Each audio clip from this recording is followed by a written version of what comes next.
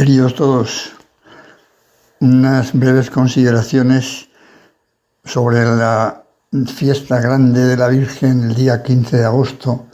que marca como la plenitud del verano, por así decir, por la gran fiesta que significa el que nuestra Madre haya sido asunta al cielo en cuerpo y alma. Según la tradición, la Virgen, hacia los 70 años, terminó el curso de su vida en la tierra para ser asunta al cielo. La Virgen no tenía el pecado original, como sabemos, por ser Madre de Dios, y de esa condición de Madre de Dios van a derivarse los demás privilegios y dogmas marianos. Entre otros, ella no podía sufrir las consecuencias del pecado, es decir, la muerte, por ser concebida inmaculada y por vivir toda su vida ajena al más pequeño pecado venial deliberado. Por eso tenía que entrar en el cielo ya con su cuerpo y con su alma. La Iglesia, cuando define el dogma, por Pío XII, en el año 1950, no entra, a concretar si la Virgen muere, pero inmediatamente es asunta al cielo, evitando la corrupción y, por tanto, por así decir, recuperando la vida.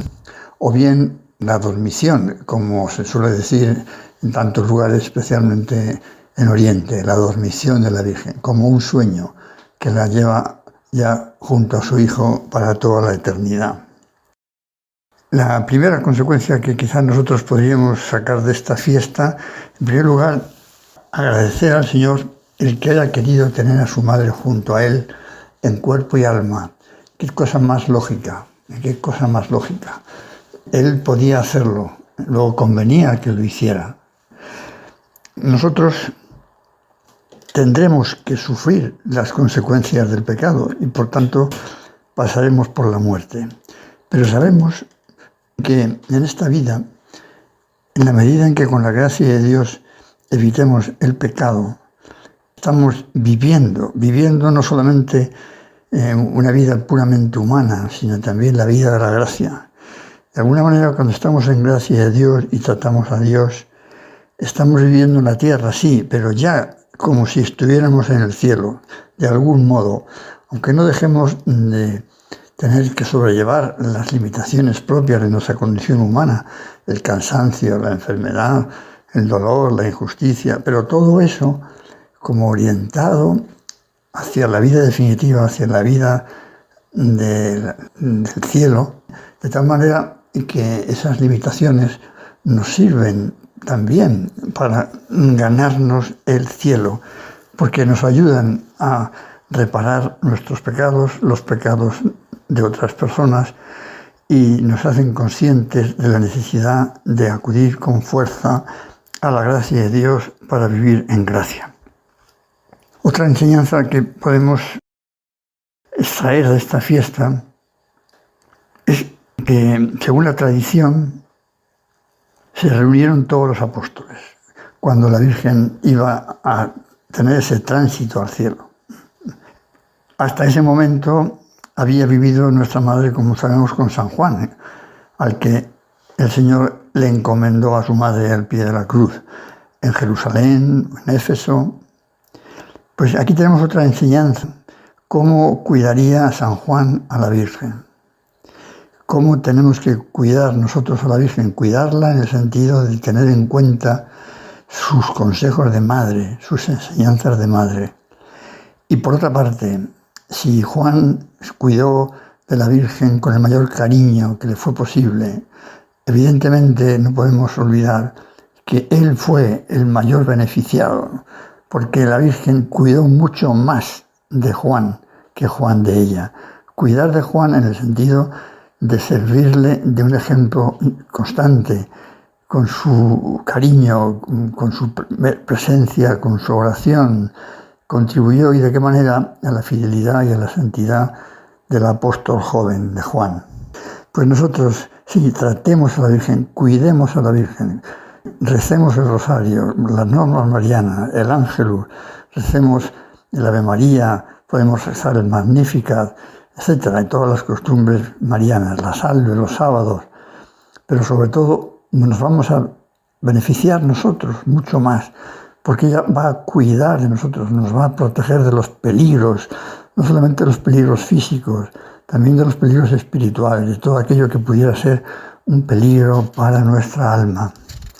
Bien, decía que según la tradición todos los apóstoles se juntaron, salvo Santiago, que había muerto ya como el primer mártir entre los apóstoles hacia el año 40. Esta imagen, que digo, no es algo que esté recogido en los evangelios, pero es una costumbre antiquísima que se remonta hasta el siglo II, nos puede servir para darnos cuenta que los apóstoles, que evidentemente representaban a la Iglesia universal, estando junto a María, es como una imagen muy fuerte de la necesidad que la Iglesia tiene de estar con la Virgen, junto a la Virgen, como Madre de Dios, como intercesora principal, como el cauce a través del cual nos llegan todas las gracias. En la medida en que la Iglesia universal, gobernada por el Papa y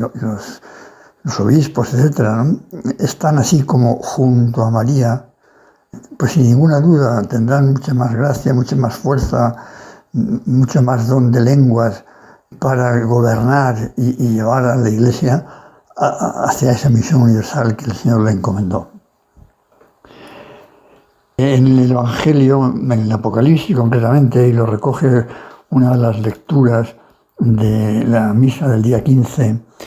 se habla de esa mujer vestida de sol, con la luna a sus pies, que es evidentemente como una señal, ¿no?, una representación de la Virgen, como indicando su grandeza, su pureza, su luminosidad, diríamos, como reina de los ángeles. Bueno, entonces, dos o tres aplicaciones más que quería yo decir brevemente de esta fiesta. La primera, en realidad, ya la he dicho ya, y es que si vivimos en gracia de Dios, si vivimos junto a la Virgen, esta vida nuestra en este mundo es ya un anticipo de la vida del cielo. Compatible, decía, con el dolor, con el cansancio, etc. Pero es una vida que trasciende ya lo meramente humano, lo meramente biológico, que le da una visión más profunda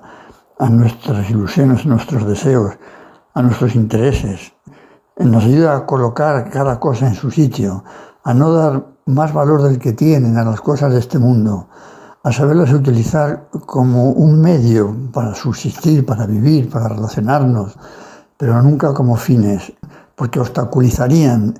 tener claro este otro fin, que estamos llamados al cielo, lo que significa vivir la vida de la gracia, la vida de trato con Dios, la vida de trato con la Virgen. Todo esto, vivir así, requiere efectivamente eso, la gracia de Dios y tratar al Señor. Y por tanto, conseguir con la ayuda del Señor y de la Virgen evitar todo aquello que pueda ofender a Dios, ofender a la Virgen y en definitiva ofendernos a nosotros mismos. Es decir, todo aquello que ayude a evitar el pecado mortal e incluso los pecados veniales. Ver a nuestra Madre en cuerpo y alma en el cielo nos ayuda también a darnos cuenta un poco más de la dignidad de nuestro cuerpo.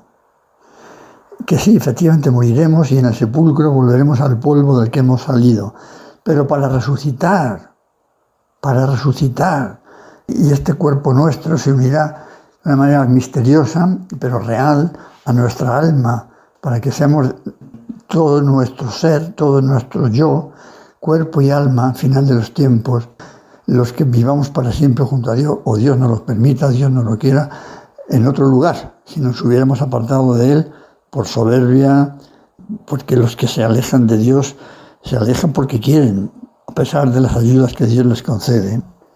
Pues la dignidad de nuestro cuerpo y por tanto la delicadeza para no mancharlo por el pecado, por cualquier pecado, y quizá de una manera así más concreta, por el pecado contra la santa pureza, que sepamos utilizar nuestro cuerpo para lo que Dios lo ha dado al hombre.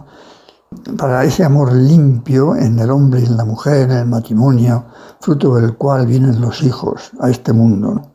Un amor limpio, un amor que ayuda, que es un reflejo del amor con el que Dios nos ama. Un amor que hace mejor a la persona cuando se vive así el amor, no dejándose llevar de sensualidad o de mero placer, sino del verdadero amor que busca y desea el bien integral de la persona amada, el bien de su cuerpo, el bien de su alma. Un amor que Dios puede también invitar a entregarlo totalmente a Él, en ese celibato por el reino de los cielos, en el caso de los sacerdotes, los religiosos u otras muchas personas que viven también ese celibato en su vida profesional, laical, secular, para una mayor identidad con la vida de Cristo y también para una mayor dedicación, incluso, si es posible, a propagar el reino de Dios en la tierra, a través de la vida ordinaria de trabajo. Esa es otra gran enseñanza que este día podemos sacar. Y por último, si esto es algo tan grande, evidentemente no es algo que podamos pensar solo en nosotros y desentendernos de los demás, de ninguna manera. Nosotros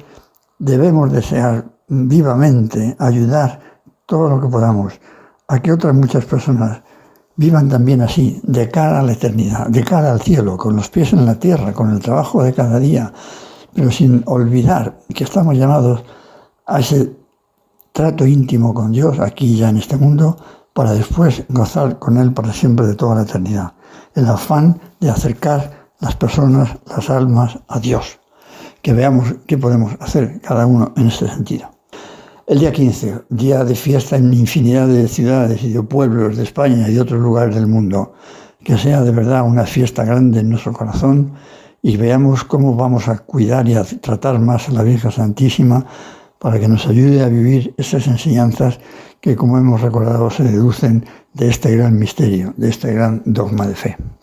Un cordial saludo y hasta pronto desde estas tierras navarras, donde ahora me encuentro, en un clima más mitigado que el de Madrid, pero a la vez rodeado de lugares preciosos,